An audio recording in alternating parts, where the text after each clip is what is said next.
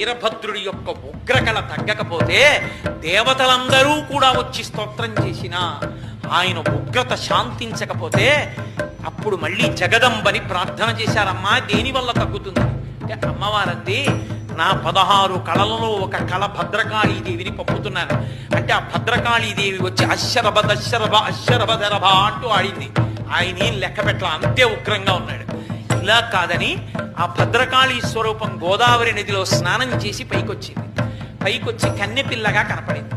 కనపడేటప్పటికీ ఇంత ఉగ్ర స్వరూపము తగ్గిపోయి ఆమె చిటికిన వేలు పట్టుకుని మన ఇద్దరం పెళ్ళాడదామన్నాడు అని నడిచి వెళుతుంటే మునిమండలి కనపడింది, మునులు కనపడ్డారు.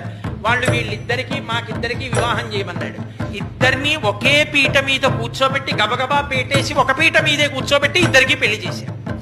అందుకే మునిమండలి ఇప్పటికీ తూర్పుగోదావరి జిల్లాలో మురమళ్ళ క్షేత్రం